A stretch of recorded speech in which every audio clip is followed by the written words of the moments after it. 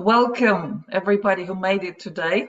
So it's 21st of September most likely for you, and already 22nd for me. It's that time of the year, turning point of the year, where they say it's very influential. Plus I think we're going through some eclipses or whatnot. It's an interesting date I've chosen, or it just happened this way, though I don't believe in any coincidences. It's meant to be this way. So the topic is Theta Harmonizers, and we are revisiting Awakened Mind Protocol. Diving into Theta is step 2. And I do invite you to look broader at what I'm going to present today, because as I explained before, Awakened Mind Protocol could be a micro model for our everyday activities and life in general, if you are attentive and you can stretch what I present into your life.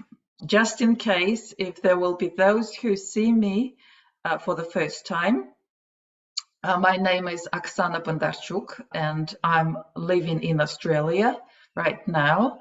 I've been here for almost 14 years.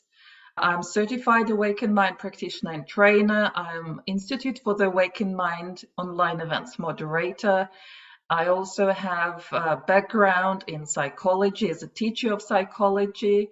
I did another diploma in transpersonal psychology, and recently I decided to dive into systemic family constellations, numerology, and AstroPsychology, and that's why I'm eager to incorporate all my new learnings into what I'm sharing with you and what I'm doing in general. And long time ago, in ancient history, I used to work in corporate world in marketing and finance. And my first degree was in economics. Really, I have a very broad outlook on life. And my main interest, of course, is something that we can't touch, something that we can't quite see with our normal 5 senses. But I love explore the rules and laws of the universe, of invisible world, and try to find the way how we can navigate these worlds, what maps exist out there, and how it can help us to live in harmony, live more satisfying, more meaningful life. I can't really say happier, it's a tricky word, but that's my main interest. So I quickly flip through the programs that I consider relevant to what is going to happen or be shared here today. So if you're interested in more details, you're welcome to go into our video gallery. This is the website, and this is exact a link to each of the programs that I'm sharing. The first one, energy reading and the mind mirror, it's all about perspective. I love that because this is kind of the baseline for me, for my vision, and to make sure we understand each other and stand on the same platform. But I'll keep repeating myself because I know it's important these days. Consciousness is changing, and we all need to make sure we understand each other, because words are words, but we come from different cultures, even different languages, mental descriptions of the world. So the meanings we might invest in words may differ. So I need to make sure you understand where I'm coming from. So another great program I did this year was Mastering Attention. You're welcome to watch that too. Then I did a program on flow state, mastering the ways of life. And I'm talking not just about the flow state in general and peak performance, but I talk about how we see it from the brainwaves perspective, of course. And then the previous program on relaxation as step 1, as mentioned, stated, prescripted by Awakened Mind Protocol, but really relaxation is step 1 for any activity in life. The original program, which was quite in demand on YouTube, at least according to YouTube statistics, it's Harmonizers Protocol, ABC of the Awakened Mind training, the program delivered by Judith. So you are invited to watch that as well. That will give you the original classical theory behind how we structure our brainwave training step by step, and also what's the logic behind. But my program, of course, is slightly different. Increase relaxation, that was step 1. We are moving to step 2, increase theta. The complete trainings, you may of course go and contact Judith Pennington, the founder of the Institute for the Awakened Mind. You can seek for practitioners in your area on our Institute for the Awakened Mind website, or there is an option also if you like to meditate, explore yourself in the comfort of your home. You can get the recordings of our brainwave trainings. They are available in the Mind Mirror Meditation Center. So here is a link as well. So you can browse, find classical full training programs, or just search for meditations about Theta. And I'll make an important disclaimer that the way I present is based on my own understanding of how I see it, how I understand it, and may not reflect the original teachings or other practitioners' points of view. Please feel free to research and test yourself. And don't get obsessed with memorizing everything, trying to figure out these details about brainwaves. Just get out of it as much as you can on your current level of knowledge, understanding, ability, and most of all, just pick the things you resonate with, what you feel makes sense, is important for you, or how I feel it. I usually feel this charge. This topic is very charged for me. So, of course, I can't avoid that because I think Theta largely relates to what I call energy perspective. So I won't go into too much detail just to make sure our baseline, the platform from which our train departs today, is the same. We stand on the same platform of meanings. Okay, so central Theta related concepts and principles of meditation and energy work. First of all, going to Theta is like going back to our roots. Remembrance, the keyword there is member, of true essence of who we. Of course, this is a big phrase, very generic, but you'll see and understand what I mean as we go. I don't want any abstract terms here because I explained in my program about energy reading that life is something that I can envision almost like Alex Gray, like visionary artist, as a flow of energy. So let's assume or imagine or agree life is this creative source energy flow at work. It's like electricity running in the cable, so it's running through us, and we are channels and transducers, so that means we receive and transmit this life energy.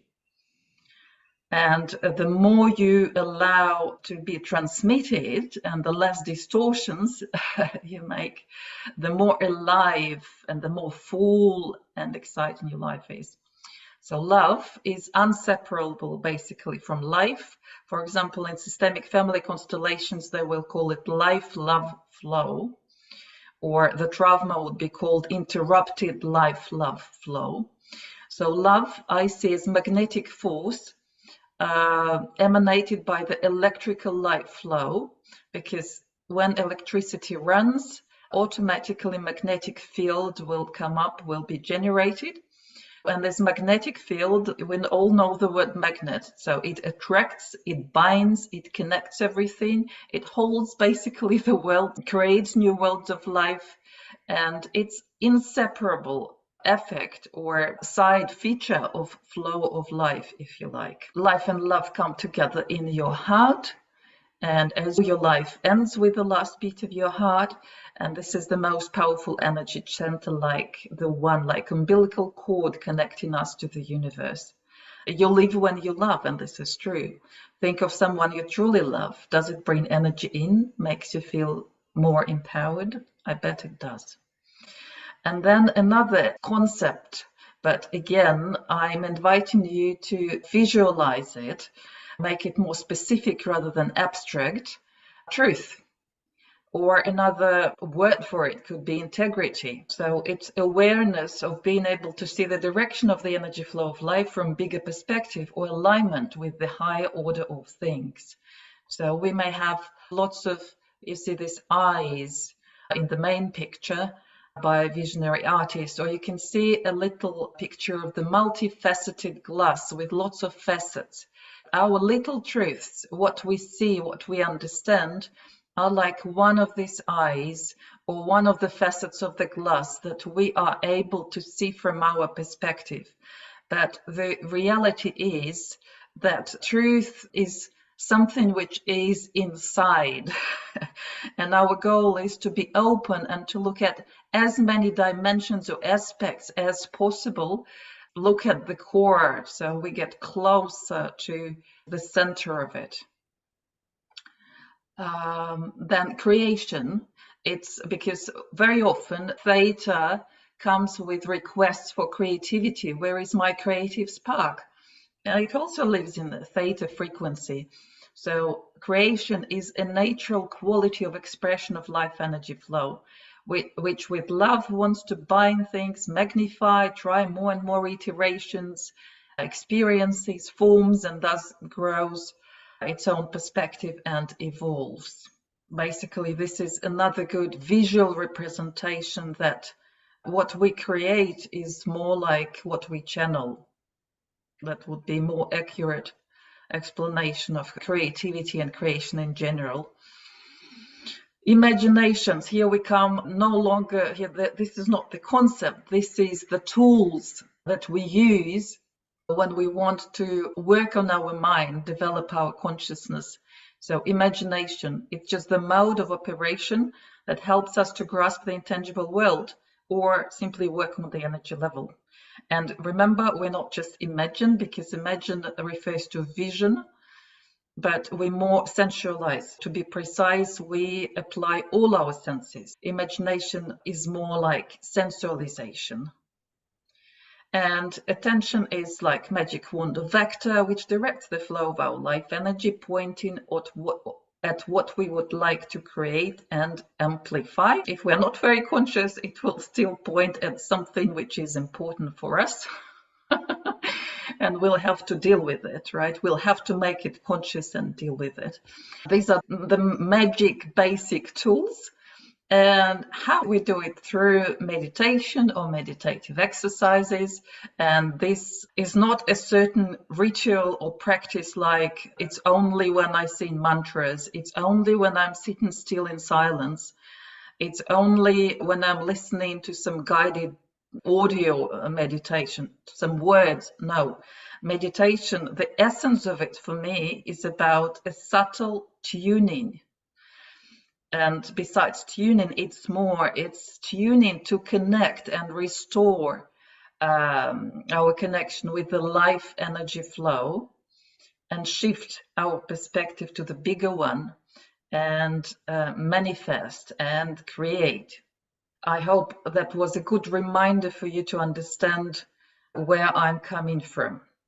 Now we come to the usual part, brainwaves by the mind mirror. I quickly explain the essence of brainwaves. Then we'll look at the map of consciousness by the mind mirror.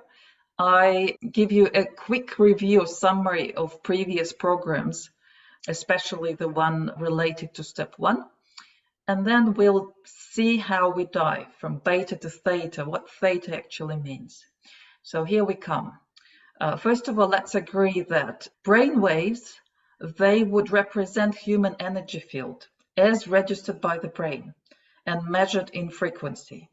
Because we all have energy field, and brain is this registering device which collects information and registers what's happening in the field. By looking at the waves, you can obviously see that there are waves of different frequency or different length. And it's maybe important to remind that each frequency category has its own function. They don't come up all at once as we are born. We gradually build them up. Like we start with slow delta, and that's when we grow a lot the very first couple of years of our life, because obviously it's very energy consuming process. And delta keeps us in deep sleep, energy preservation mode, which allows us to grow. And even later in life, when we are in deep sleep, we are still going through regeneration process and healing process. And so delta would be this brainwave frequency of healing or obtaining, sourcing energy or information from the field. So that comes first. Then theta would be the dominant frequency in between 2 and 6 years of our life. That's the frequency of REM sleep when we're dreaming. It's also deep meditation, but it's also hypnosis, by the way. It's where all the programming goes, 2 to 6 years old. Yes, we're programmed to behave certain way, believe certain things, because we don't have any judgment yet. So we just absorb what our environment, society, carers, teachers provide us. And then later in life, we have sorted out, because these default settings sitting in our subconscious, they are not always working in our favor. Some of them become outdated. Some of them are completely false. Some of them are misinterpreted because we didn't have fair judgment. So largely, we just inherit what was given from or by our parents. Alpha, so it develops later and it's faster brainwave, 6 to 12 years. And that's when we can say the kids get control over their lives. They finally become what we call conscious. They can properly measure time, distance, cross the street, start making judgments, what's right, what's wrong, what's important for them or not.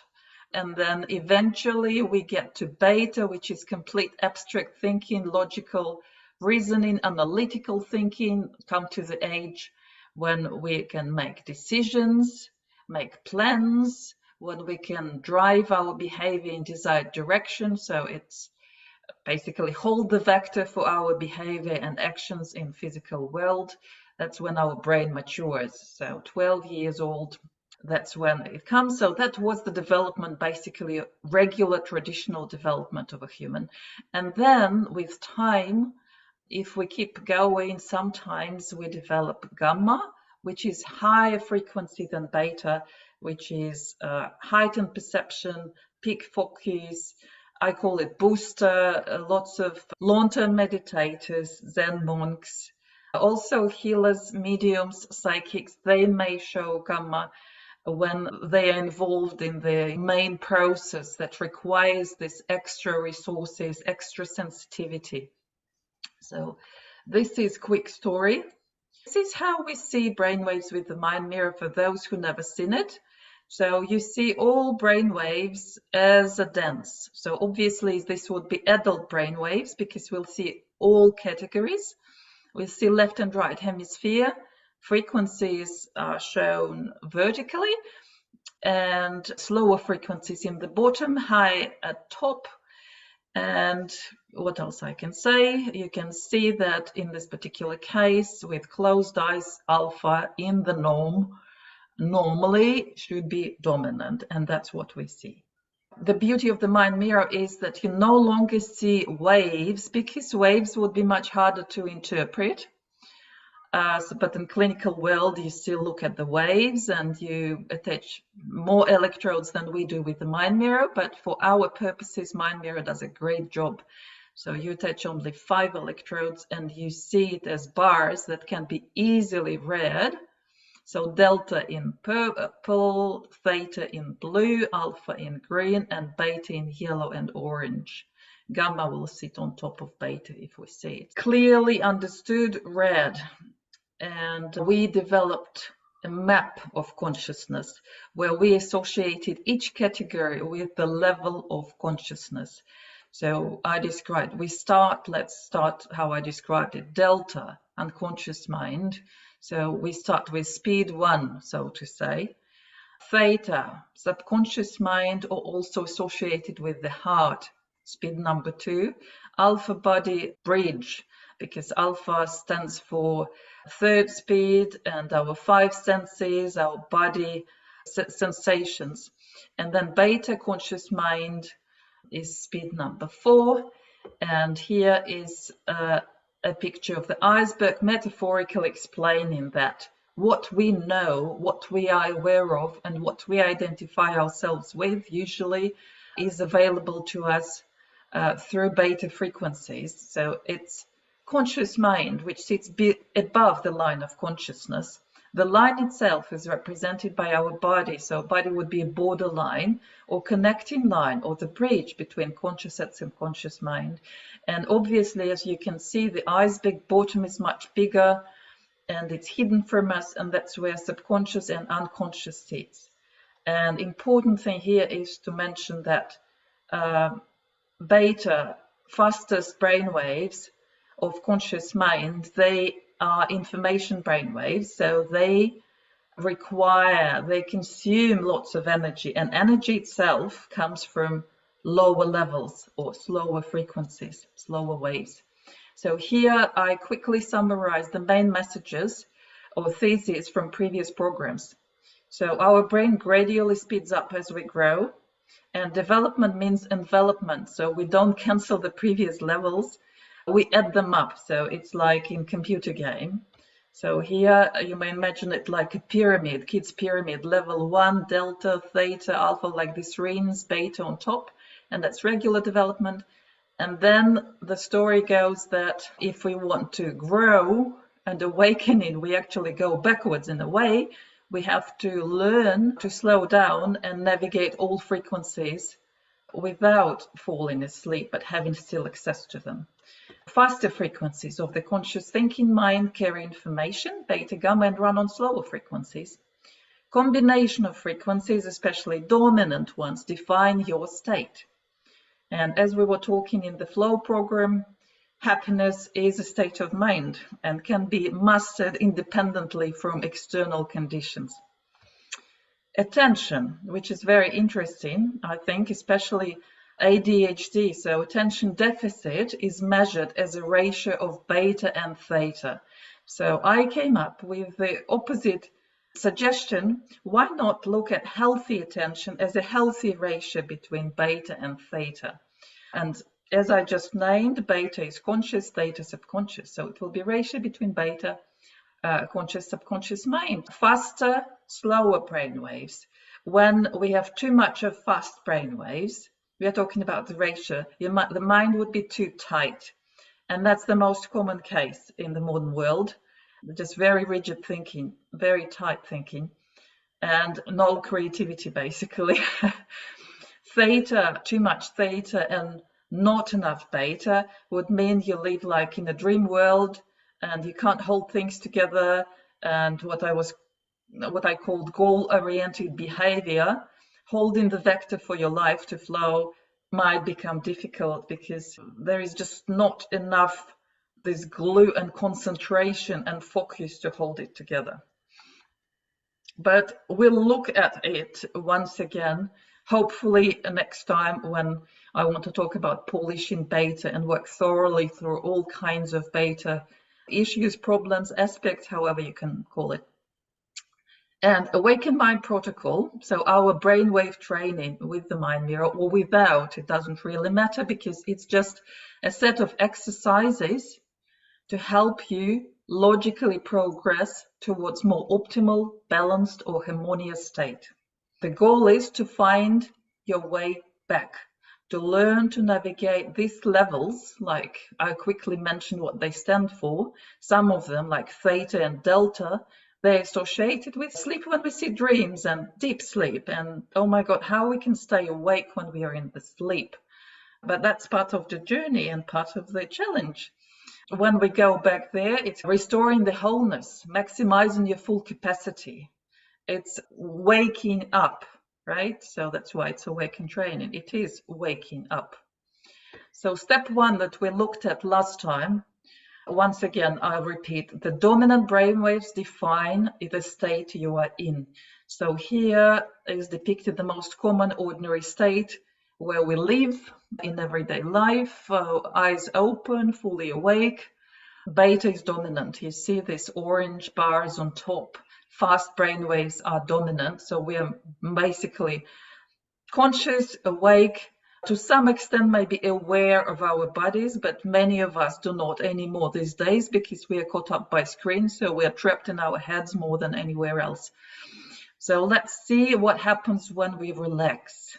We allow ourselves to slow down, and from 1435 hertz irregular waves we go into 814 rhythmical waves of alpha. From cortex, so neurophysiologically, beta sits in our cortex, so it's just the surface of the brain. We go into the core, thalamus, into this sensitive sensory processing hub of our brain, which sits in our kind of relates to our body because it processes all incoming information through our sensory channels, through our sensory receptors. So that's this, if we are transducers, so that's incoming channel detection of what's coming in. So cortex, thalamus, cortex. Then beta, orientation of our attention is external. Alpha, we start turning our attention inwards. When first of all we start remembering, oh, we have a body, we have senses. There is more than just the brain. We can sense. And alpha is something literally which helps us make sense. Then beta is more like we are fixated on things because it is part of the package, beta package. We hold the vector for life. We have to hold it steady. We need to concentrate and focus. As I said, it's part of the package of being logical, consistent. With alpha, we get a little bit detached. So I say if beta is you look and look at the wall, stand close, so nose facing the wall. Alpha would be you take 2 or more steps backwards, so you have some kind of space in between you and exploring the object you are exploring, and you have some freedom of movement, and you have probably better focus and understanding of what's going on, better picture. So thinking mind, we go and connect mind with the body. From unbalanced, we start balancing. From feeling separate, we start connecting. And we connect with ourselves first, with our body and our inner reality, what we can sense about ourselves. I know that's a tricky word to some in the modern world, but to me it's something like a common sense. It's my inner kingdom of my, I don't know, thoughts, feelings, sensations. That's my inner life, not outer life of the body that everybody can see, all my actions. So beta again, energy consuming, fast information wave, and alpha gives you access to the next level, which provides you energy, the resource level. So when we relax, we open alpha and reduce beta. We address physical body, and physical body, as we know, it sits in this time and space. So in 3D reality, body is a great anchor. It's a great way to recollect yourself in here and now, and that's the only real reality, the point of application of our resources that we have. So it brings us closer to natural order. You remember, it becomes more organized, rhythmical, and thus makes us more flexible, adaptable. It gives us this freedom of movement. And I just want to remind again, peak performance formula was potential minus interference. So we reduce beta interference and overthinking, over-rigidness, because again, the modern civilization is the one obsessed with its achievement of great mind, but it takes us too far and it's taking over, which is not right. Connect with inner resources. So alpha is a gateway to subconscious. And obviously when you open the gate, there is more space inside, there are more resources inside. Logically, from this first step, we can already assume what happens next. So we started connecting closer to natural order. We gain more flexibility. We loosen up, right? That's what it feels like. We loosen up the body and we loosen up in general. And we connect with inner resources, whatever that is, required for action, for control functions of beta, information like intuition, inner wisdom, higher perspective, all sits level below. And you've seen this many times, but I want to hit the core of it and say that obviously we start from beta dominant, alpha dominant, and the next step where we want to get is alpha theta dominant. It may not necessarily present itself in a circular shape yet, and I'll show you examples of how it may present itself later. But right now I just want to point that alpha theta is that frequency that integrates heart, body, and mind connection. As I said, the first 2 steps of the Awakened Mind protocol, we're just connecting the dots: heart, body, mind. There's 3 levels of our existence, if you like, and one doesn't undermine or deny the other. We have to exist on every level. It would be ridiculous to, I don't know, undermine and say, my body life is not important. You're still on earth and body still requires some attention. So we are transcending ego mind, our thinking mind. We are transcending the body. And finally, we go into the heart, into the core, or whatever is associated with that core. The frequency of alpha theta, that 7.83 hertz, falls somewhere in between, literally, alpha and theta border of the awakened mind. How we look at it. It will be somewhere here. And these are the frequencies of Earth heartbeat or Schumann resonance, which looks like it's the frequency shared amongst all life on Earth. For us to have a close, deep understanding and connection, for human beings even to understand and connect with each other, we better go on that level, because that will indicate true connection. And that's heart-to-heart connection. We can do it with animals, with nature. We can do it with anything on Earth. I just want to point that out. And here, look, I emphasize that what we might look at as some flat pattern actually should be more seen as a toroidal flow with some center, with some this intersecting 0 point where all the lines meet. Similar to all other biological systems existing on Earth, they will replicate this toroidal energy flow. So we agree that brain measures the energy field, registers the energy field. So it's quite logical to assume what we see would also reflect that energy field in some ways. So here are all other shapes, vector equilibrium, that kind of schematic of the same toroidal flow. And the key there is alpha theta seems to be a metaphor for this equilibrium or energy core, like foundation of our energy being. And no surprise that alpha theta cross over if alpha is line of consciousness, when the content is traveling across the line of consciousness. These are the moments of insights. What was not known becomes known, right? What was subconscious becomes conscious. These are the moments of healing, transcendence, shamanic experiences. All of this falls into this category of alpha theta crossover. And in clinical world, alpha theta therapy, trauma therapy, in neurofeedback, it's the same. We are reintegrating, rewriting the memories. So there is communication going on between our conscious and subconscious mind through alpha. There is information flowing from theta to beta, and it gets into logical, organized, complete context. So we get wholeness back. So we came to the very interesting insert, because I called it Harmonizers, and I want to dive a little bit deeper into harmony, because what is explained about harmony in music is about like agreement, accord, pleasant sound. Then we may talk about harmony amongst people as peaceful relationship, right? Harmonious, friendly with people and environment maybe, but there is more to it. So let's have a look. Lots of European languages. I take different language groups always to see what meaning these cultures invest into the words harmony, because they might be slightly different, because their idea and description of the world and relationship with the world might be different. European languages mostly will take the word harmony. Harmonia comes from Greek, which exactly goes to agreement or concord of sounds. The verb in Greek originally comes from verbs to fit together or to join.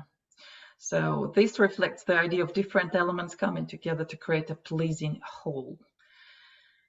So some elements come together pleasantly as a whole.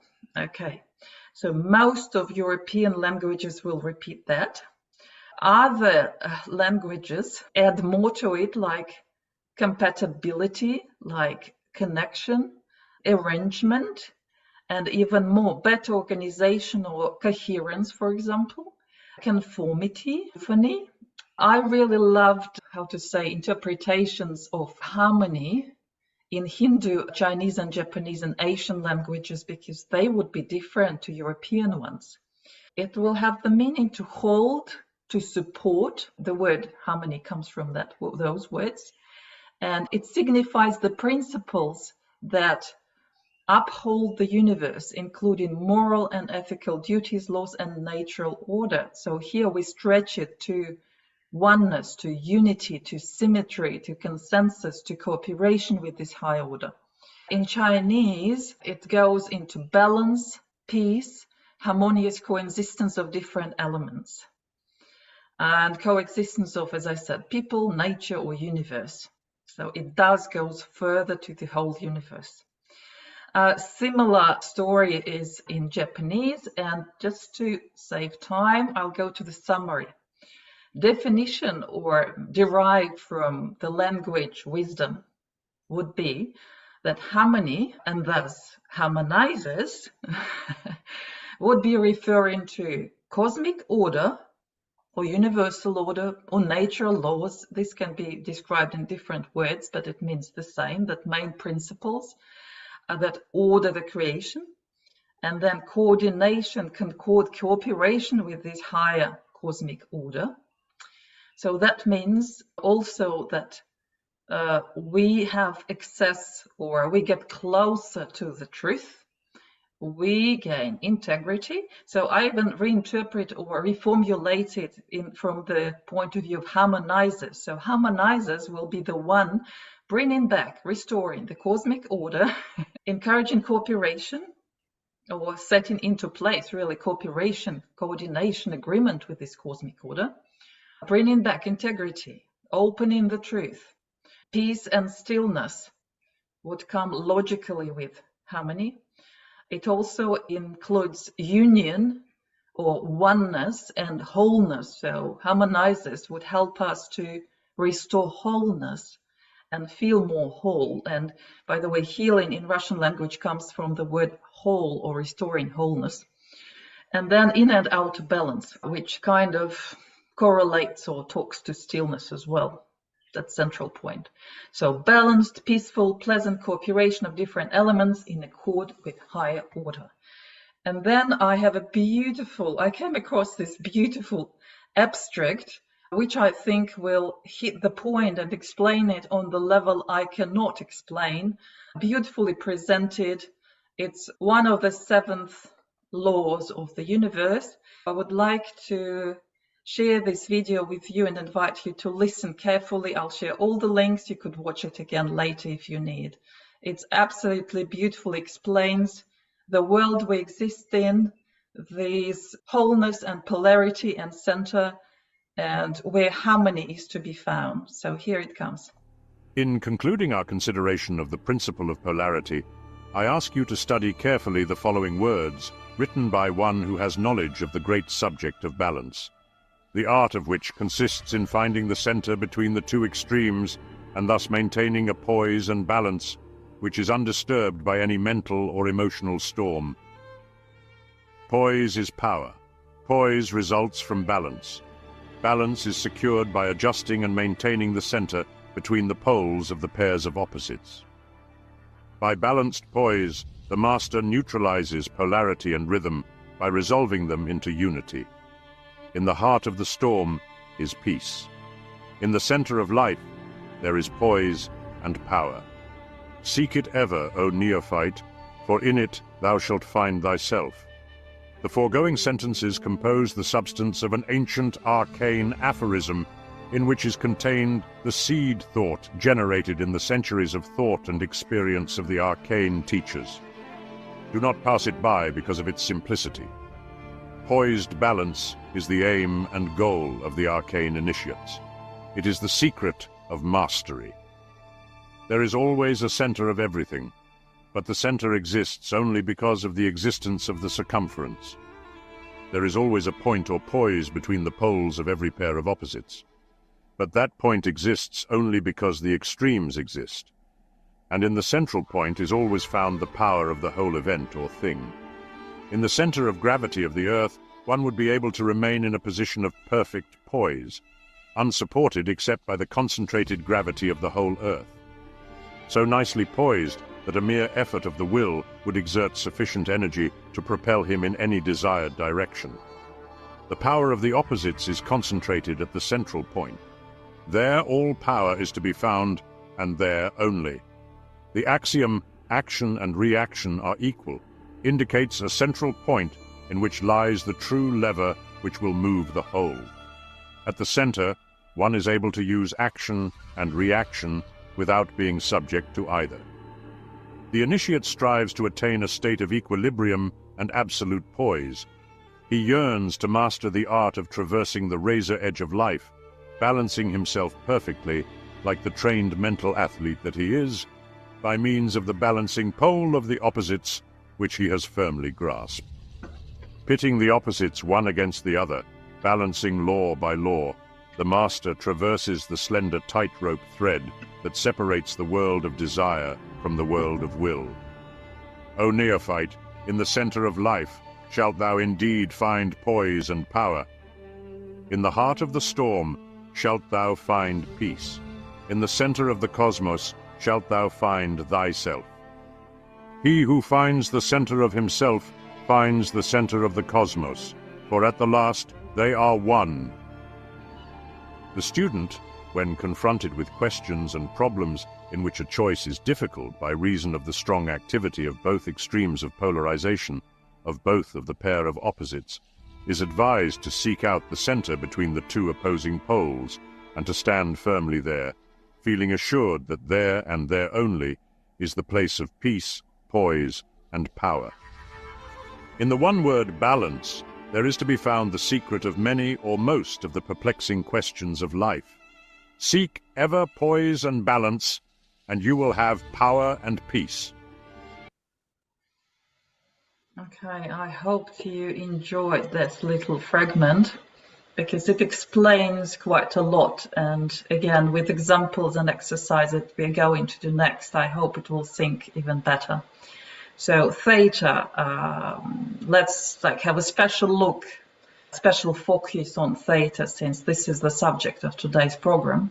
So what do we know about Theta in Awakened Mind trainings, and what do we usually share? We don't usually go deep into physiology, but I'll still provide you with some details on that too. So subconscious mind of long-term memory, so it's our memory, it's dreaming, it's REM sleep, emotional healing, intuition, creativity, spiritual insight.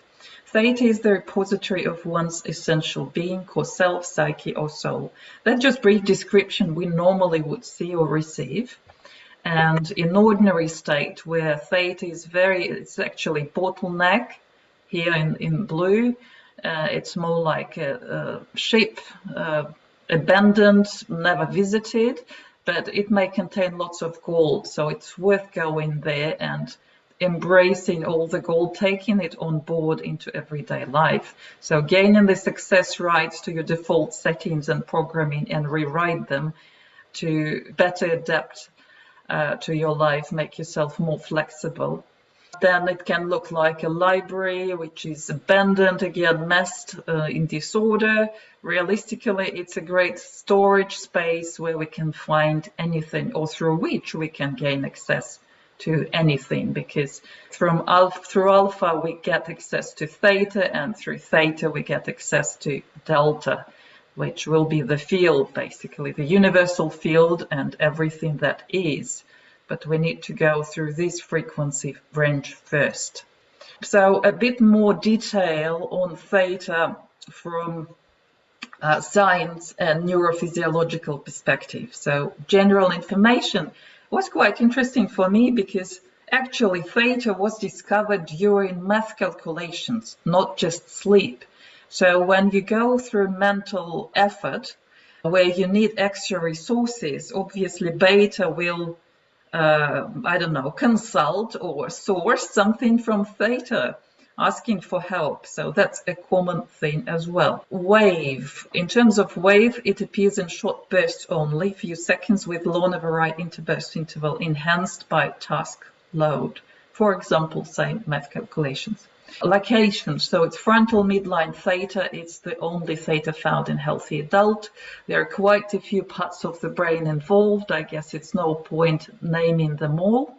But middle temporal gyrus, so we put electrodes on temporal lobes. So that's why we clearly read theta of the brain. Medial prefrontal cortex contributes to the wave. And the epicenter would be septohippocampal or limbic. It's that part of the limbic system responsible for our memory. And memory is something closely related to, it's one of the functions of theta, related to attention. Obviously, the more attentive we are, the better we can record the information or experience. So it's this encoding of everything. It's like a record keeper, really. That's the main function of theta.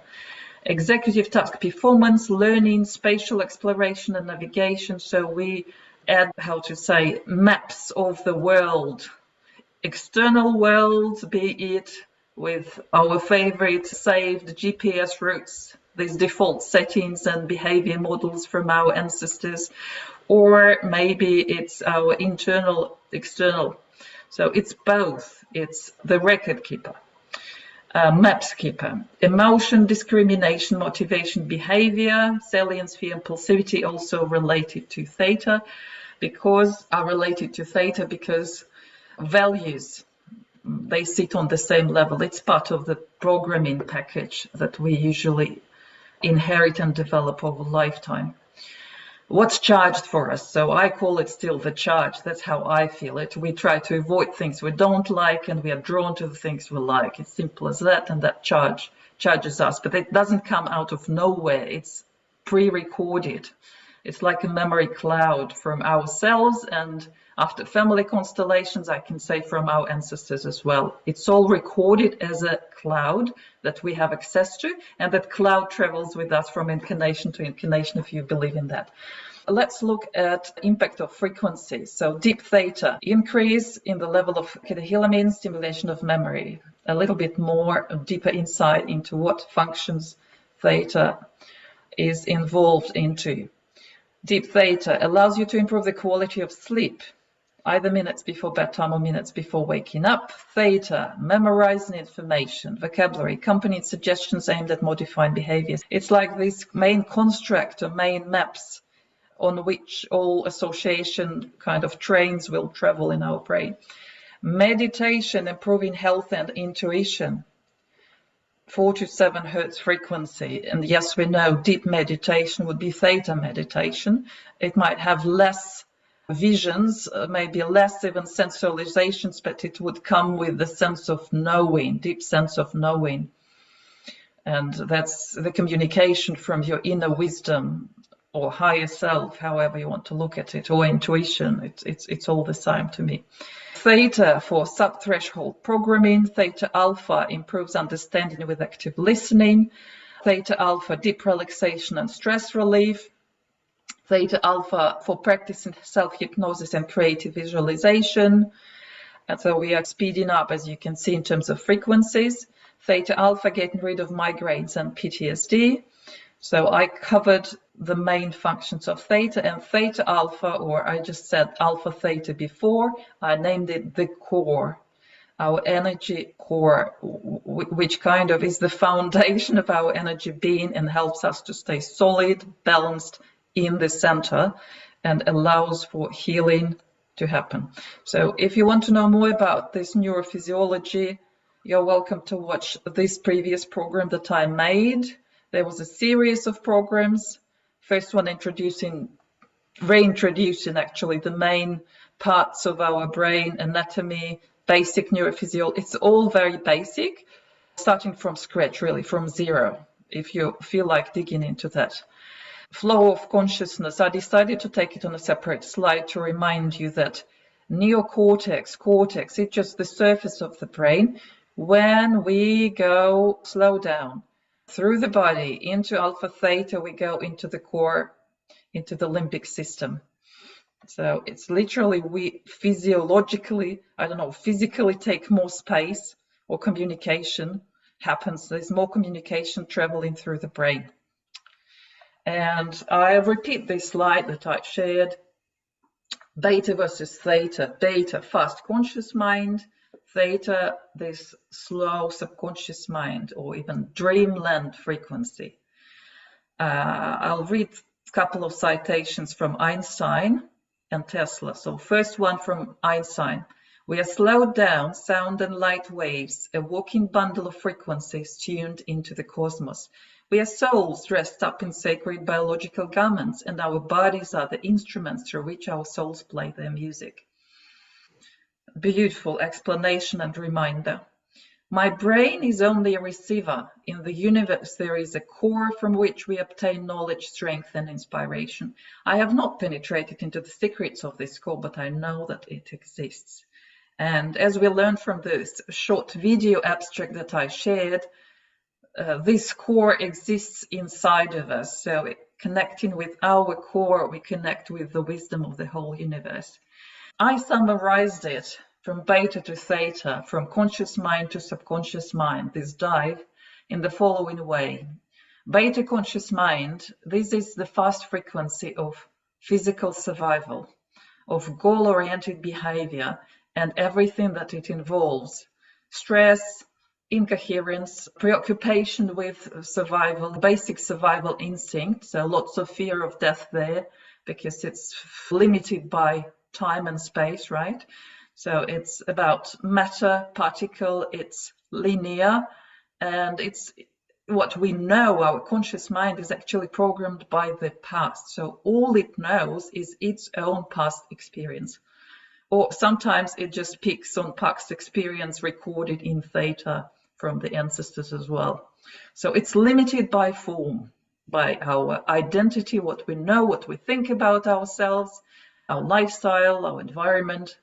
Theta is different. Theta gives you access, as I mentioned, to unified field, to delta, and it's about spirit life.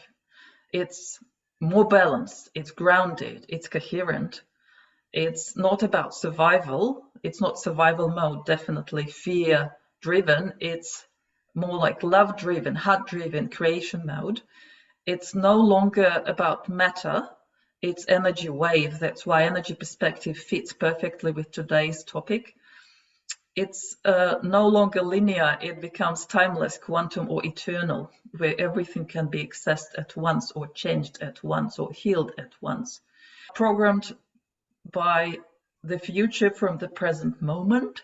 So you become the cause of your future. You become the creator if you learn to master these frequencies. And then it goes beyond form. So literally to get there, we go through the body and then forget about our body. That's how we go to all higher states, by the way. And we get into pure consciousness, connected, feeling connected with something greater than our separate selves.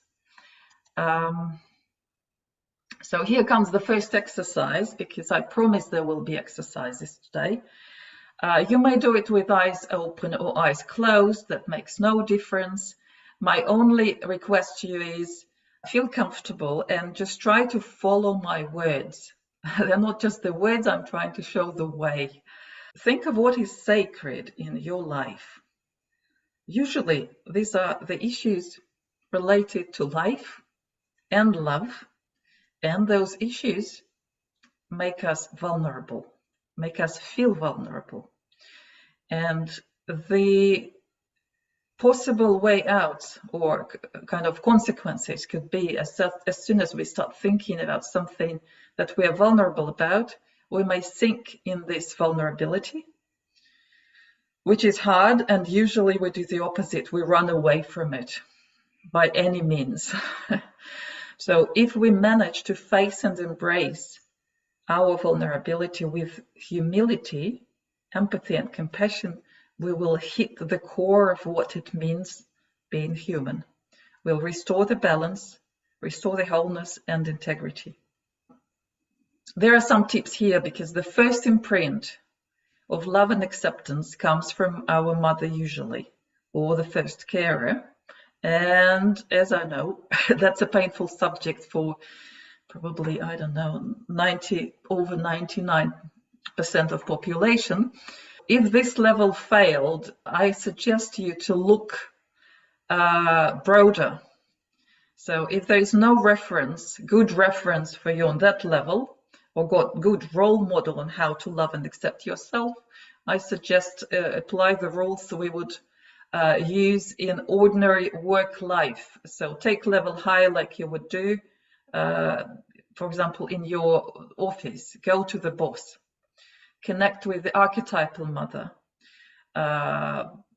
It can be part of your religious tradition, or general, like just raw archetypal mother, however you can connect with it, and go straight to Mother Nature, because Mother Nature would be the ultimate higher level where we are still being fed and supported by it on every level. So sacred and vulnerable exercise. I think my personal idea was that unfortunately I can't connect with people on this level, because it's a very specific topic, and in everyday life we avoid talking about what's sacred or vulnerable. You don't have to voice it to me, but we have still to have this inside of us and be able to connect with that, and connect with that in the right way, as I explained. Those of you who went to meditation club, you would have seen this already, but for others, this might be an interesting short video to see what happens when we go deeper to essential self, how it may look like. So I took a couple of screenshots here to make it easier for you. Yes, this person in particular is struggling with lots of thinking beta, and it's, by the way, left hemispheric, lots of thinking, logical, judging brain there. But still, as we go deeper in meditation, you will see what happens. There will be more alpha opening up, and there will be more theta. So it's before and after for you if it's hard for you to see moving brain waves. So let's have a look how they move. Allow yourself to go into very deep meditation. Deepen into an alpha-theta meditation. It might be a sense of falling down, sliding down, drifting down, deep within yourself.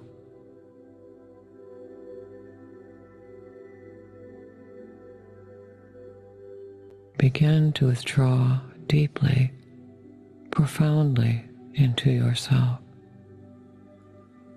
away from the external environment, away from any surrounding sounds or stimuli. You may begin to feel a sensation,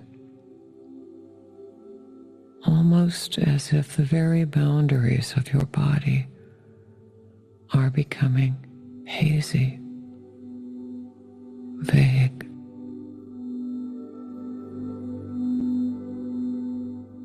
Almost as if the boundaries of your body cease to exist, and you have become one with your consciousness. There inside, deep inside, in the very depths of your innermost being, your essence.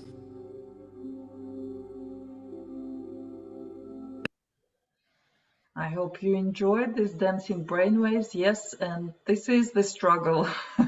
And you can see that thinking mind doesn't like to give up the positions, but nevertheless, there are certain words that work like triggers. For example, when it said feel as one, you probably noticed the partner started approximating the circle and leveling out. There are certain triggers that work, and they almost every time work without mistake. So I picked few snapshots from various meditations we've done over all these years of the Mind Mirror Meditation Club. So there wasn't any particular word search or test. It's just random, but overall tendency will become clear as I flip through them. So self-healing, and I mentioned before in Russian language, healing means restoring wholeness.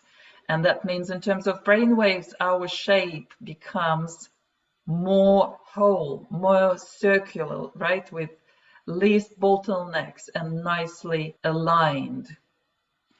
Let's keep moving. Remember, and we know Theta is about memory. Look here, it's very unusual pattern where, say, on the left side, Theta sticks out and becomes bigger even than Alpha. Remember, there is something going on Theta frequency that will push information up to conscious mind. We are remembering. I in I am. This is absolutely amazing one. I in I am that remains as the story goes. In this particular pattern, it's almost a circle. Plus there is gamma on top, so there's some bright personality behind, very evolved and quite sensitive. And in this particular pattern, I in I am, it's literally your spirit, your Theta sticking out on both sides as dominant in this whole pattern. It's not even Alpha Theta in this case, it would be Theta Alpha. Noticing the silence presence out of thought. Notices the silence, and that's quite interesting. So it's this observer, which no longer, observer often I thought was this lower yellow bar of beta. But as my experience with the Mind Mirror over the years showed, brainwaves very well reflect the truth, as if your body, it's like kinesiology test, as with the muscle test, the muscle strength will reflect the truth in your body. The brain waves feedback will in absolutely same way reflect the truth and prove the meaning of the words for us, or where they are and how it all works. So look, you that notices the silence, sticking out Theta again on the right this time, hemisphere is considered to be more integral. Then presence, that's very interesting again, Theta Alpha. Theta comes dominant. And then out of thought, that's absolutely amazing. We see this unbelievable middle Theta bar sticking out much more than anything else. Very unusual pattern. Happy versus sad, I probably showed that before, but you clearly understand that sad makes you, first of all, shrink on many levels. You practically become one bottleneck yourself. Plus, in terms of volume, so this horizontal scale shows the volume of how loud your brainwaves are. So you shrink, your field shrinks. It was 9 or it was 3 when you felt sad, and happy takes you out to 9. That kind of talks to me as well. Happiness, again, maximum of alpha here, happiness. And then look, beyond happiness, we see the sticking out middle Theta band again. I found it, don't have all the explanations in the world, but I found it interesting.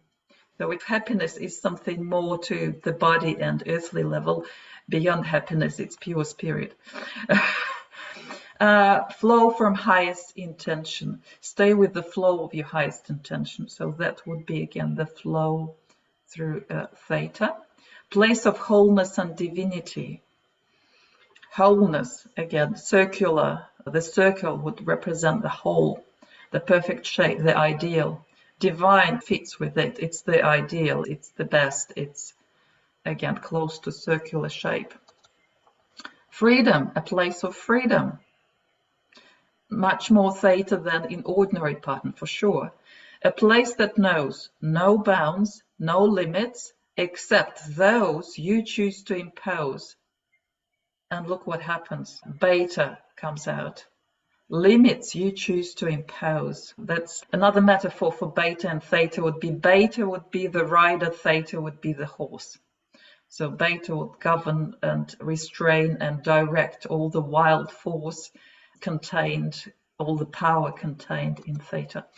Shining like a midday sun. Sun is a symbol of love, of life in many cultures, starting from ancient times, and obviously approximation. Any reference to sun, to warmth, social warmth, love would give us more theta. Emotions, I was interested always, and I received quite a few requests over years to explore and research more about emotions and where they would fall. It looks like they would fall in the same alpha theta category. The emotions, it's something that connects our body, right? It's reflected, we sense good or bad, like through our body. Plus, it reflects some inner processing of incoming stimuli, right? So it means it's compared what's stored in our memory, what templates are there, is it good again, is the templates bad again, is the templates, and then the reaction comes out in form of the emotion. That's what usually happens. So it would be alpha theta, affected by emotions. Quite interesting shape, isn't it? Doug, let's go next. Heart area. Focus on your attention on your heart area. Circling, organizing, heart, love, sun, all these harmonizers, they open you up, help you restore the balance and wholeness. Warmth radiated from your heart. Similar story. Love and peace, very similar. I picked this. It's a different way of representing brainwaves that we can also use. This is an extraction from the mind mirror portal analysis. And these blue waves, obviously, they are same theta waves. And I picked few peaks to see what they indicated. Things like, when we talk about things we like, and this is animal meditation, what animal likes to eat. So food for animal is like one of the key things about life. So obviously it's something we enjoy. So theta peak here. Living with mate, with the group, social interaction. Something is important there for us. Social warmth, love, acceptance, theta peak. What makes you strong and powerful? Any reference about strength and power will trigger theta. What gives you courage? Courage sits there. Experience, sensualize the experience. As I said, experience is something registered, records of our life actions, movements, and the outcomes. So there's all of this cause and effect and behavior models and outcomes, karma, all is recorded in theta. Qualities, characteristics, in this case, they were positive ones that make you strong and powerful. So look, it's your power. Reference to the power would always make theta. Let's keep going. Here is the full list of them. I won't read them all again, but you got the idea. So we are slowing, spacious, dimensional, heart, body, mind, present, aware, whole, healing, spiritual, awakening. We surrender, and it's something ideal, it's potential, it's comfortable, it's happy or beyond happiness, it's freedom, peace, it's energy and power within. So summary, diving into theta summary. So the first step of relaxation was about zooming out, slowing down, connecting with the body and letting go of the body, losing the form, metaphorically cracking the nutshell open to see and access what's inside in the very core. And reminder, all higher states come after body relaxation. Even out of body, go through the body first. Step 2, dive into theta is about it's all about spirit. It's subconscious, it's subtle, so less tangible for us. It's harder to test, harder to believe, but it comes with a sense of knowing. That's the proof. So it's always about shifting perspective, shifting to bigger picture. I also call it individual ancestral cloud memory, default programming, meaning, values. And all of this is recorded as this energy charges that drive our behavior, our thinking as well. Connecting with the energy core, heart, soul, spiritual, divine, zero choice point. Access to the sources of all energy information, be it power, intuition, wisdom, creativity, or anything else. Having access to power supply to theta will affect qualities of attention, as it's supposed to stabilize and make attention sustainable, as well as increase overall volume and focus concentration. But then beta should be trained like a muscle to hold it steady as well. So it's in general, accessing theta, it's like entering another weight category in boxing. You can play bigger now. So metaphorically, we can say we are entering another dimension. We are adding extra dimension to our perception. So by diving into theta, we connect with the spirit dimension or next level depth, width, scale. So this shifts our perspective and allows us to see bigger picture, adding extra filters of time and space, or removing actually the filters of physical time and space, as we know. I'm coming to the end of the presentation, so it won't take more than another half an hour. And I invite you to do some exercises with me. Again, eyes open or closed. For these exercises, I think eyes open are equally fine. Just go beyond words. Don't get distracted with slides. So shifting the perspective. I call it shifting registers. If you know the music, it's very similar to music. And in general, brain waves are similar to music of our brains, where, you know, who is playing the leading party, the solo, who is driving the orchestra? Is it a good driver, or is it somebody disorganized and out of balance? Theta is lower, slower frequency. And similar to music, there is this higher pitch and lower pitch. Higher pitch, it's harder to sing in higher pitch. It sounds more artificial. When you go into lower pitch, you feel the resonance in your chest, and it is closer to our natural speaking voice range, and it's easier to sing apparently. So I give like it's few seconds literally, just how this woman is explaining it in the music lesson. I thought that would be fun to see.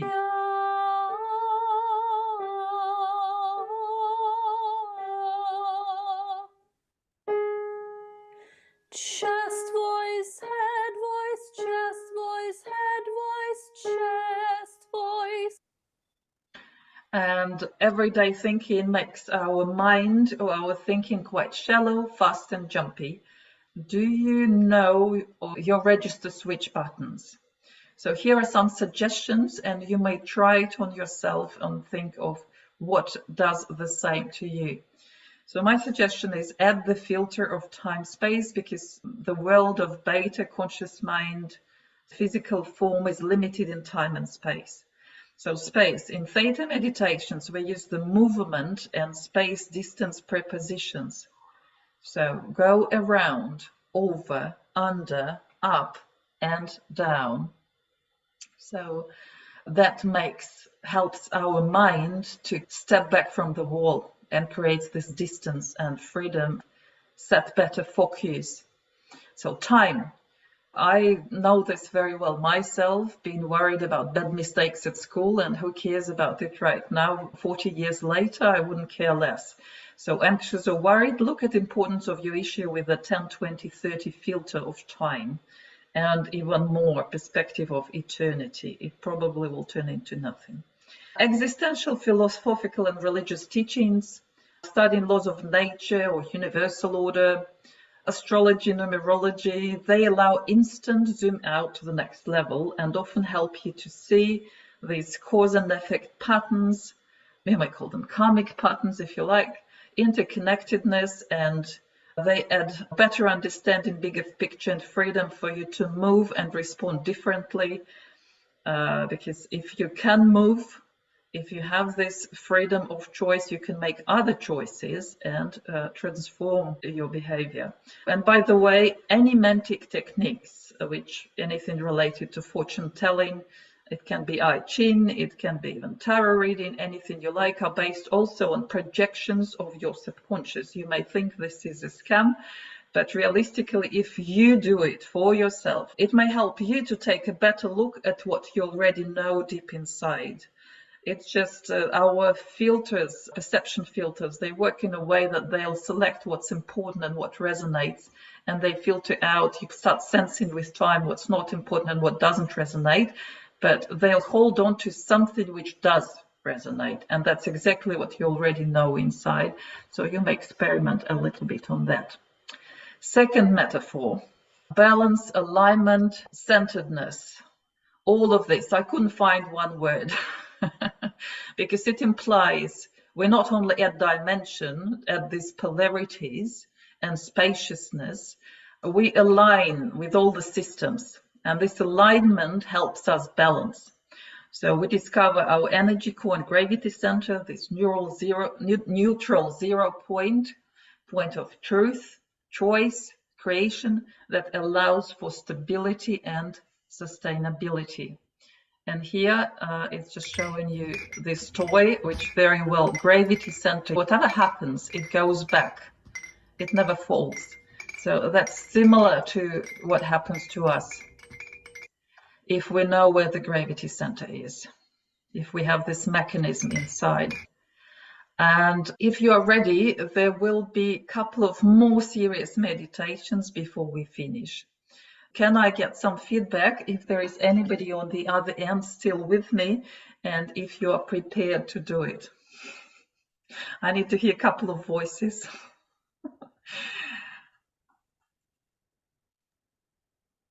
You can unmute and say that you are ready. I'm ready. Great. Okay, I think Two. Yes, great, thank you. Vertical alignment. Since we are talking about alignment, let's remember last time we were talking about nature, relaxation, and grounding. But realistically, we need more points, right? To stay balanced, you need more than 1 point. We have 2 legs to balance. And 2 is important for balance, as we know. So I invite you, this is like 3-minute meditation from my favorite meditations course. It's not full meditation, it's just a small fragment that helps you to align you as a human, align your energy structure. So please take a comfortable position, and for this one I will invite you to close your eyes and enjoy it.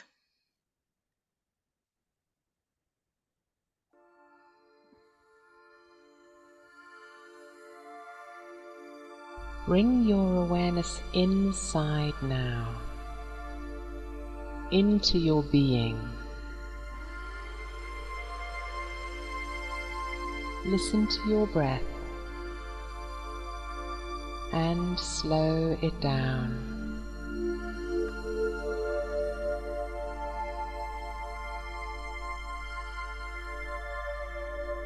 As you say the following invocations, understand that your wish is your command, and so it is. Say out loud, I call light to myself now.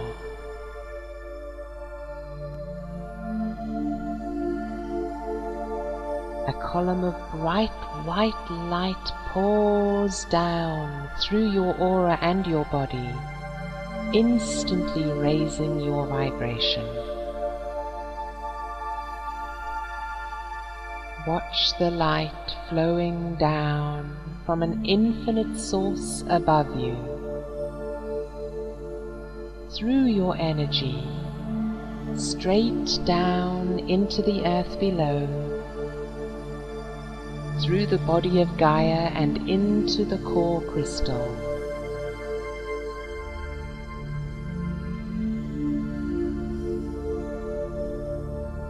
You are in a state of vertical connection now with all that is above and all that is below.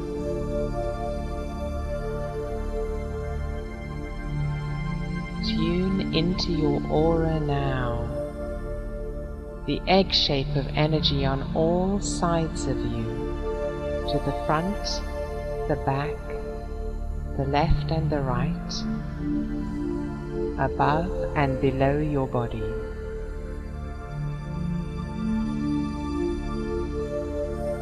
Place your attention at the very top and very bottom points of your aura, your cosmic and earth star portal chakras. Affirm, I open my cosmic and earth star portals now.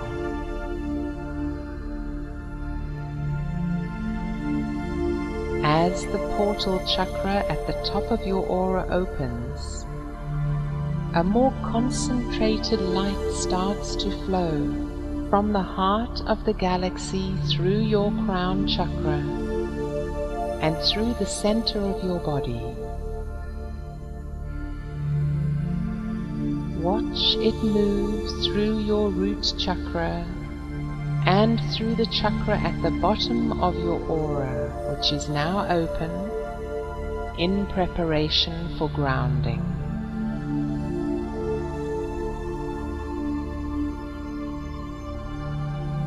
Say, I ground myself into the heart of Gaia now.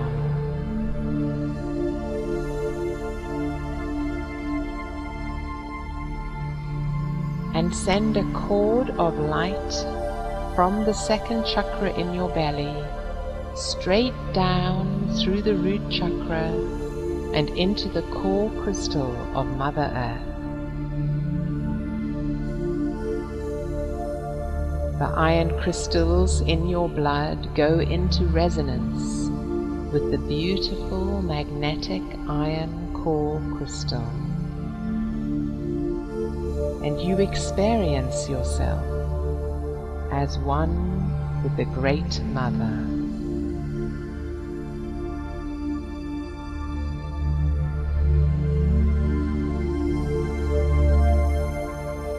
Still aware of your aura on all sides, command, let all energy I have given away or left behind return to me now.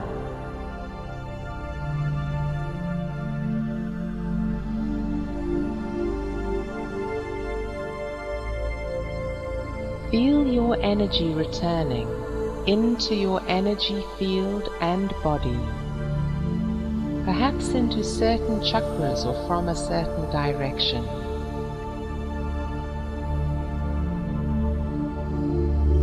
Aura becomes brighter and stronger as your energy returns to you.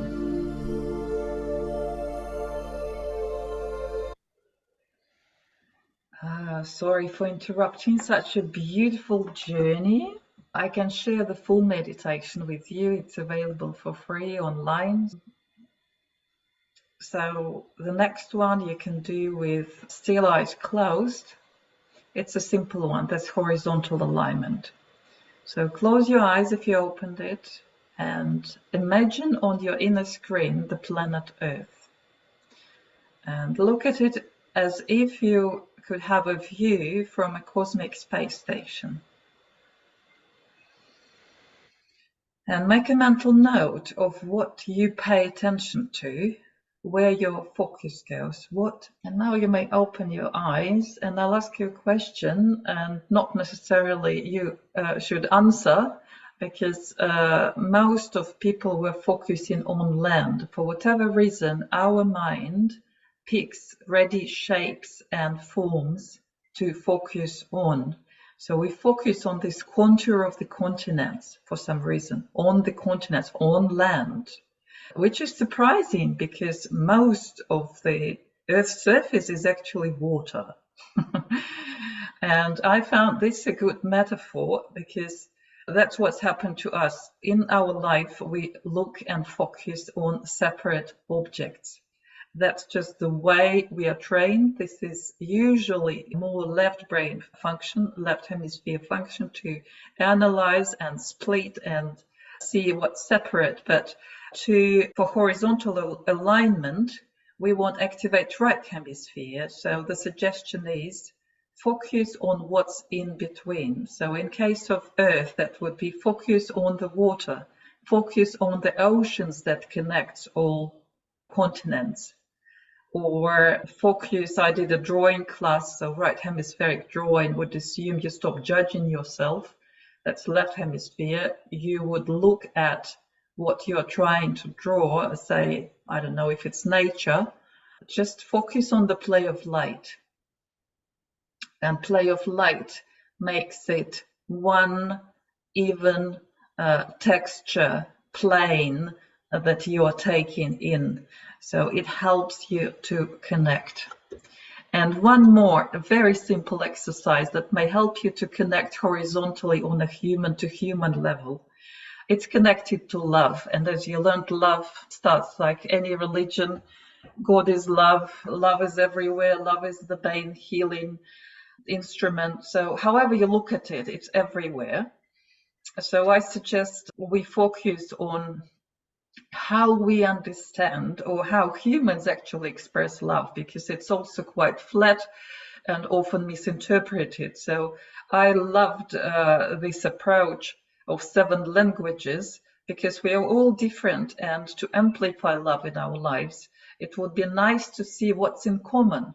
So as we did just then in this exercise and short meditation with Earth, I suggest you look what's in common you have with those around you. So look, some people see love and they're ready to give it and receive it as physical touch. Others prefer or need words. We all need combination of those, but usually we have 2-3 languages dominant. So others see, I need presence. Presence would be confirmation that somebody is loving me. Others, they want a time and attention shared with you, and that would be more loving than anything else. Or it could be actual actions of help.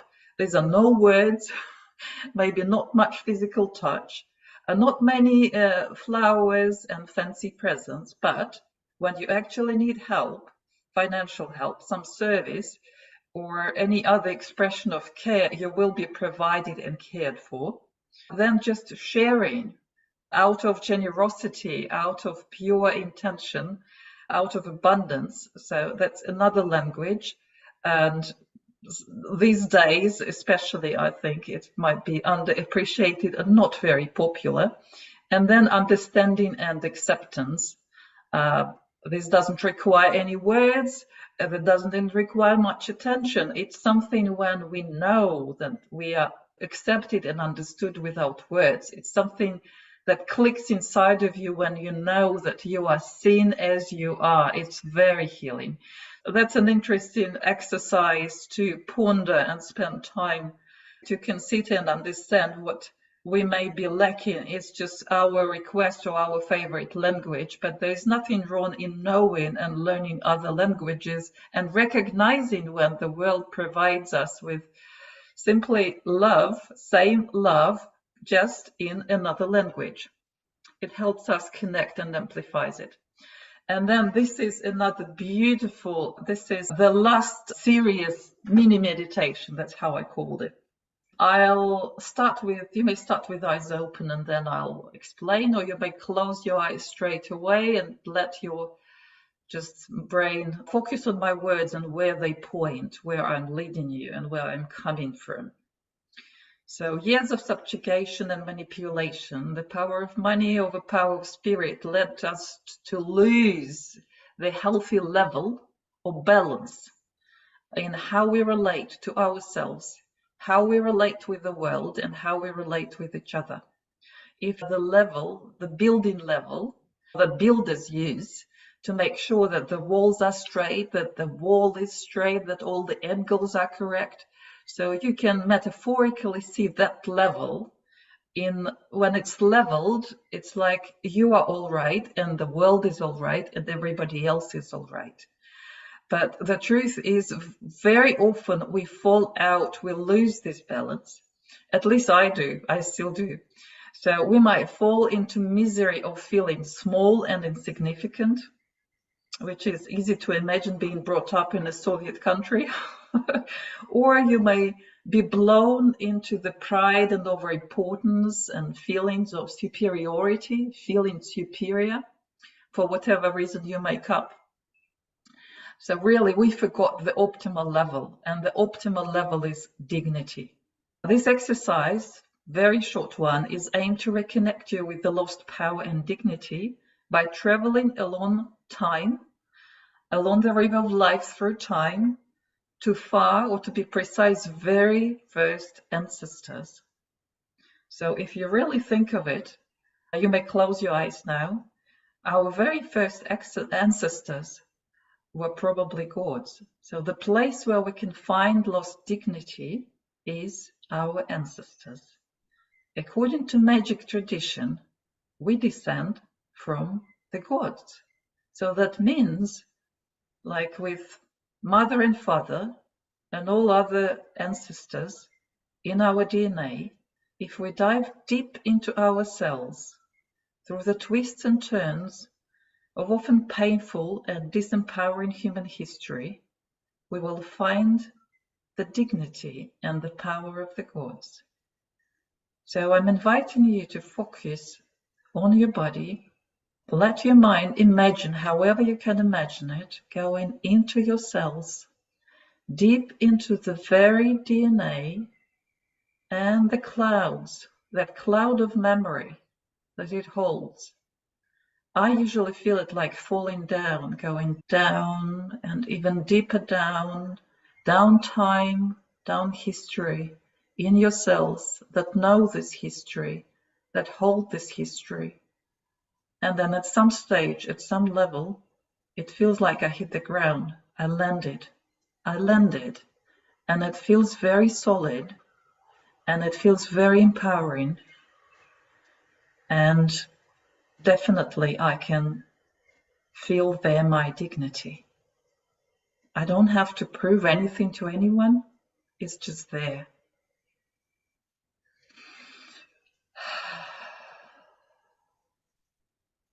It may not work from the first time, but you can repeat this exercise just on your own during your regular or after your regular meditation practice, in the privacy of your time and space and no time restrictions. Just keep falling until you find it there. I found it. It's an amazing exercise, and it was a brilliant idea that came to me when I was listening to some of the lectures on magic.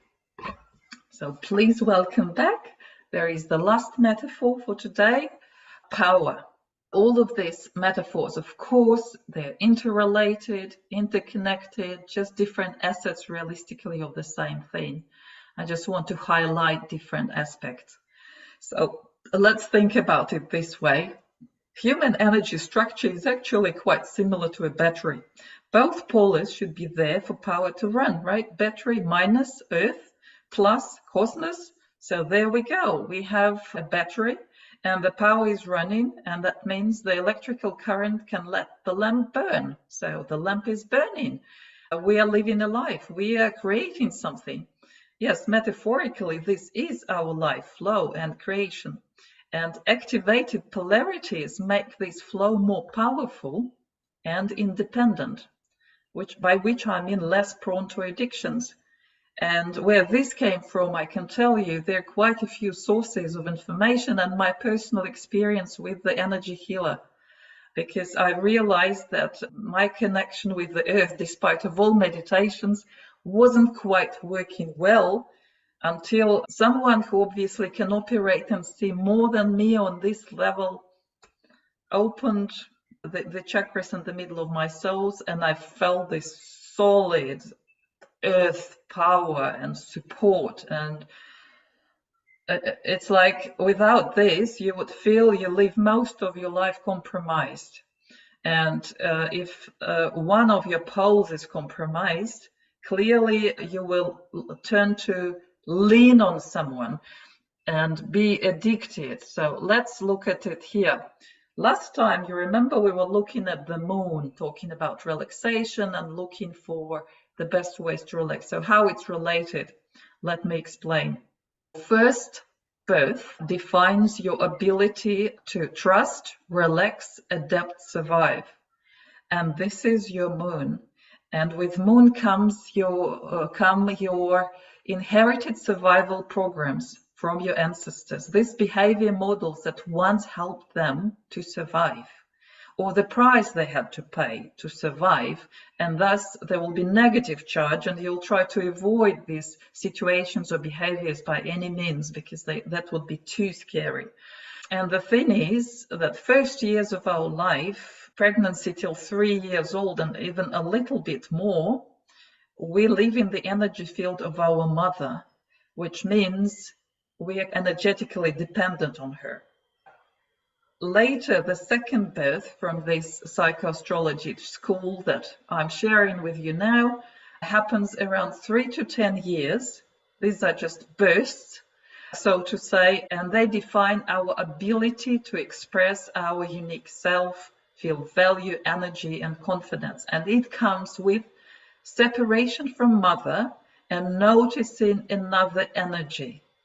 It's not necessarily gender related, it's about the impulse. So when we are young and small, we take in. It's impulse of outside in.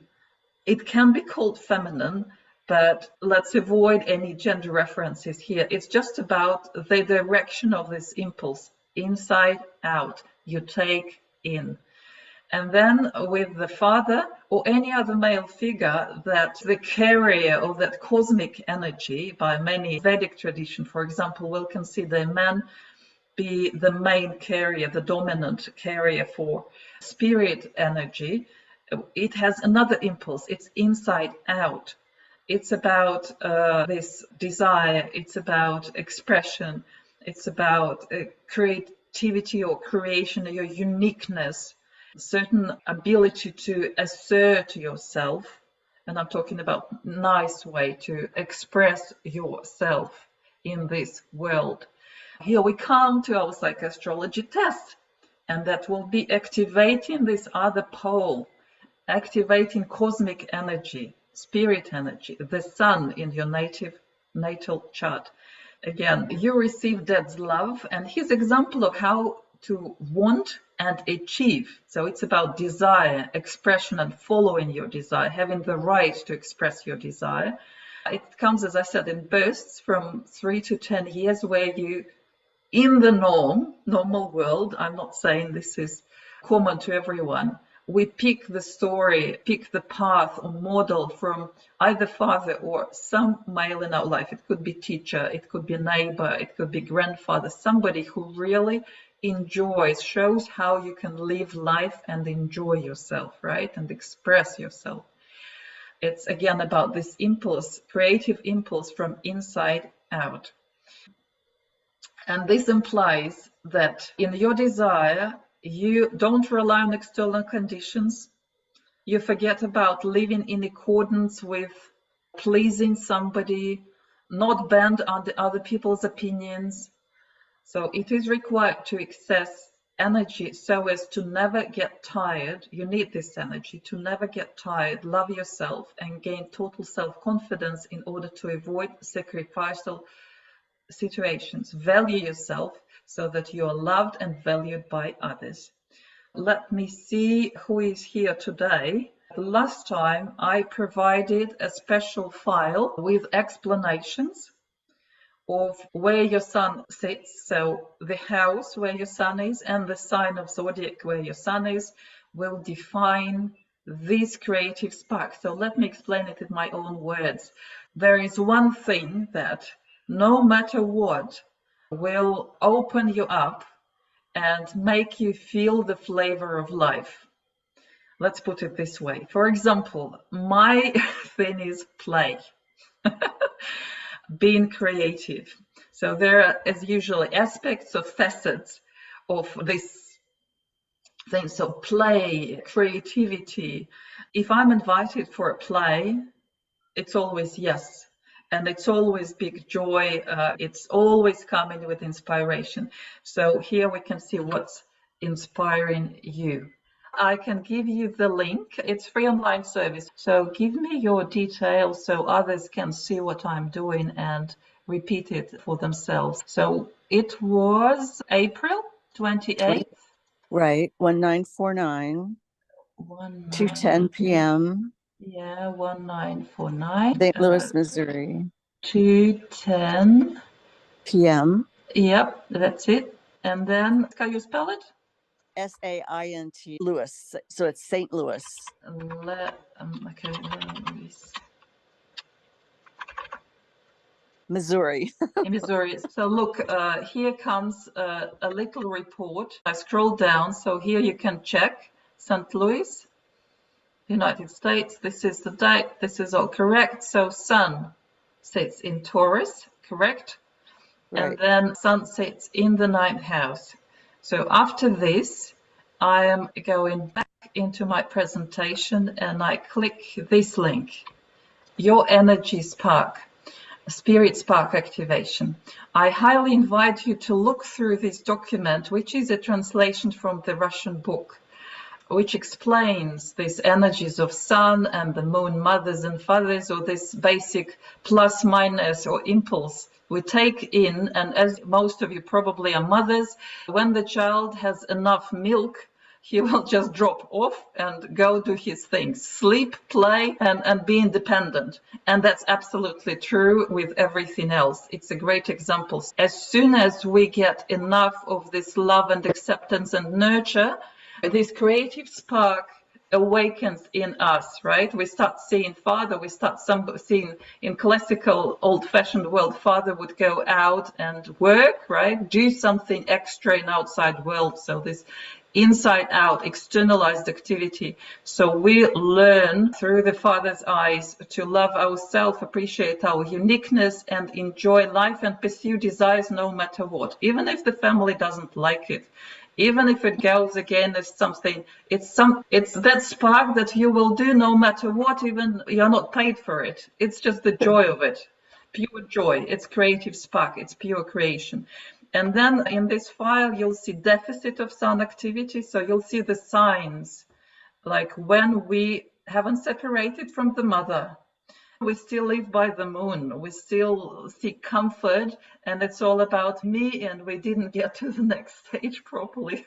Maybe with your clients, I'm sure we have quite mature here, but if you have in your practice or work with others, or just look at your other family members, that may be a good hint to see what's going on that level. So really, to feel energized and inspired by life, you need this activity. So I'm scrolling down. I'll share the links with you. House number 9, what will be there? The 9th house is the house of joy for the sun. This position of planets is considered favorable. With energy disharmony, native means the person born on this date will be naive about life, expect too much from it, look at the world superficially. So after a person works through his sun, he can become a teacher or a mentor for others, help them in their development. Sun igniting actions for the native with the sun in the 9th house will be here. Attention comes the most important part. Paying attention to one's own development, receiving and giving others information, knowledge. Traveling, where one can study other cultures and traditions. In other words, the 9th house is the house of higher philosophy, higher morale, universal orders. So here, welcome.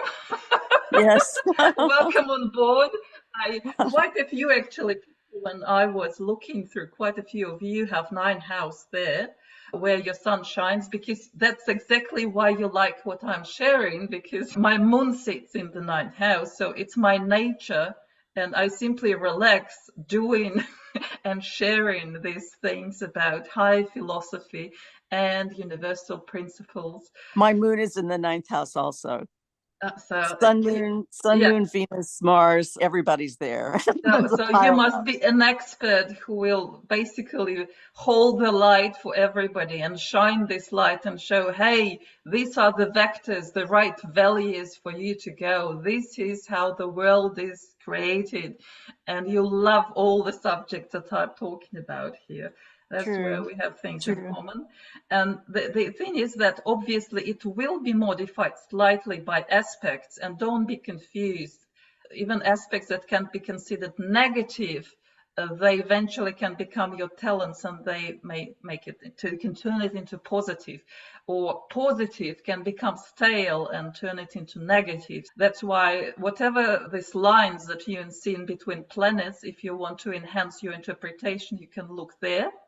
But for now, the signs. The sign was Taurus. Sun igniting activities for Taurus are those that will lead him or her to stability and health.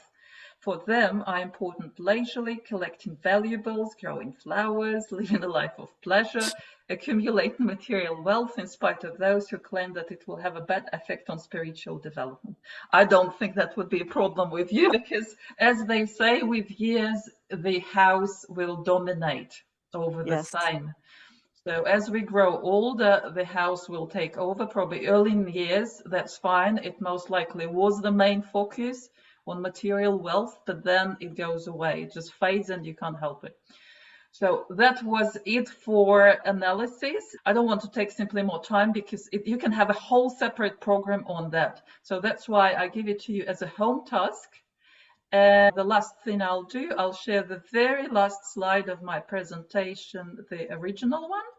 This is your home task. So first of all, check what ignites your sun and whether you separated from the mum and whether you are living fulfilling life in the flow. These sun igniting activities can be equally called flow activation activities or flow entry activities personally for you.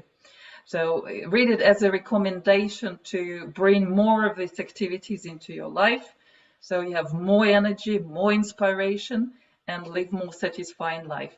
And this one is my Harmonizers list, and I invite you to build your own as a home task. So let me quickly review it. So you remember that multifaceted glass. See each facet of the glass as doors to resourceful state, resourceful.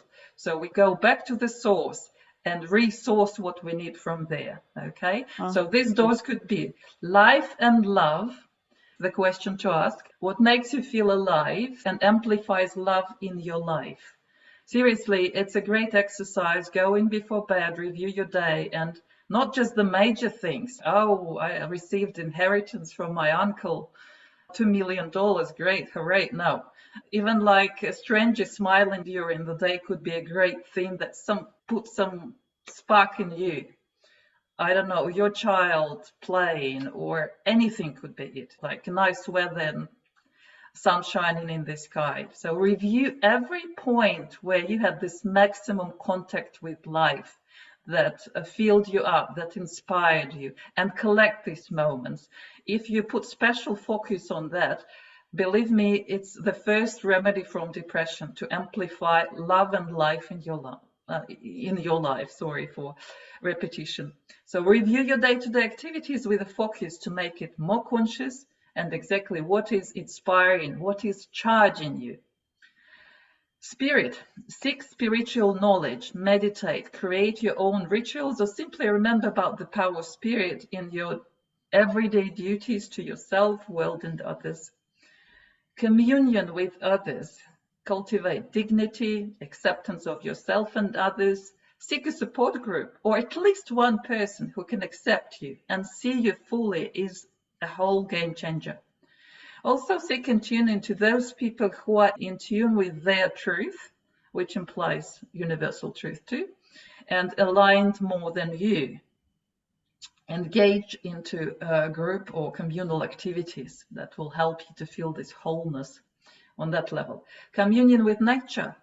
Observe and learn from all natural processes around you, its beauty, its power, its balance. Absorb the qualities that you need from the basic elements. You need stability. Connect with the mountain, with the earth, with the ancient tree with big roots. Mountain to me is the best one. You need fluidity, flexibility, connect with water. You need speed, clarity, connect with air. You're lacking energy, connect with fire. And do it with sensualization. It's as simple as that, but this is real magic. Truth, eternity, spend time, and that's actually often considered to be the second step in awakened mind training is silent meditation, complete silence. So spend time in silent meditation, one-on-one with the universe or one-on-one with eternity. That's how I call it. Let all masks fall and integrity restored. It may be hard in the beginning, but it makes me ultra serious and sober. It's like true awakening or sobering, if you like. It's a very good exercise when you feel lost or small. Kindness and empathy. Exercise generosity of your heart. Even if you are poor, you can give your attention, words of support, and smile. Do not forget to be kind and compassionate to yourself as well. Beauty. Seek beauty in all forms. Nature made of human created. Develop good taste, aesthetic sensitivity in general, and enjoy the subtleties. Creativity. Discover and let out the natural expression for the flow of love life through you in any form of creativity. And by creativity, I do not mean you have to be necessarily a musician, writer, composer, or artist. Creative thinking also counts. And don't be too stiff and serious. Humor is one of the most creative healings. So that was it from me today. I very much hope you enjoyed it. And as usually, I'll provide follow-up email with everything that I shared today. So you'll have presentation slides, all the links will be there. There will be this presentation with AstroPsychology chart so you can see what's igniting you. You're very welcome to write, ask your questions. You have my email. Thank you, everyone, and see you next time. Have a good day. Thank you so good much. night. Thank you so much. This was so professional. It was beautiful. Thank you. Thank you very much. Thank you. Thank you for your attention.